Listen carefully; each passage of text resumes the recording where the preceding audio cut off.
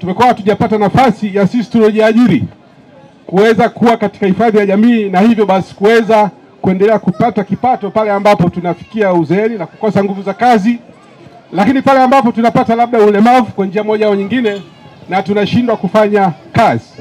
Lakini pia tulikuwa hatujapata nafasi ya sisi kama mastaa wa mchezo, sekta hii ya watu waliojiajiri, pale ambapo kwa bahati mbaya tunaweza kufariki, basi zile familia zetu zikaweza kupata ule mwendelezo wa kipato.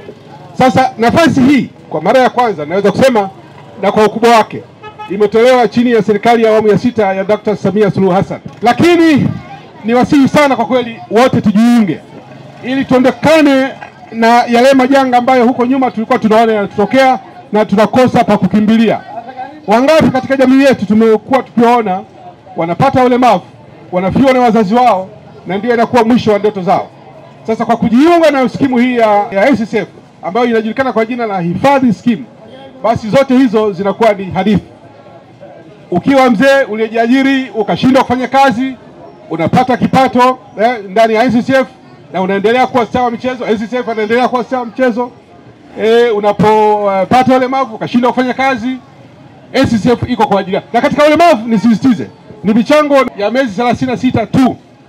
Ukichangia hiyo, bahati mbaya ukapata ulemavu ukashindwa kufanya kazi, una haja ya kuhangaika na ndugu, marafiki, NSSF itakuwepo kwa ajili yako. Sasa hilo ni jambo la muhimu, na kwa kweli ni nia dhabiti ya serikali ya awamu ya 6 kuhakikisha kwamba maisha ya Tanzania wote, sio tu walioajiriwa bali pia waliojiajiri, yanaboreshwa, na si tu wakati wana nguvu za kufanya kazi, lakini hata baada ya kukosa uwezo wa kufanya kazi, au hata baada ya wale wanaotegemea kufariki au kuugua kwa namna ambayo inafanya washindwe kufanya nini kazi. Kwa hiyo ni wasihi sana tutumie nafasi hii kujiunga na mfuko, na nimefurahi hapa kwamba watu wamejiunga na wengine wametoa michango kidogo kidogo. Moja ya faida ya mpango huu ndugu zangu ni kwamba ulazimiki kutoa fedha zote kwa mara moja. Unaweza kutoa kwa kadiri ya uwezo wako, kwa siku, kwa wiki, kwa mwezi, hata kwa msimu. Kwa hiyo yote haya yamekuja ili kukuwezesha wewe uliyejiajiri uweze kuchangia na kutokosa nafasi ya kuwa covered, kuingia katika hifadhi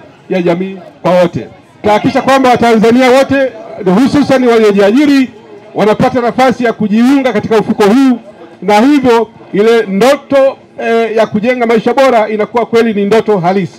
Hatimaye kila Mtanzania awe ni maskini au tajiri atapata nafasi ya kuwa na maisha bora, aidha ana uwezo wa kufanya kazi au pasipokuwa na uwezo wa kufanya kazi, kwa sababu NSSF iko kwa ajili yake.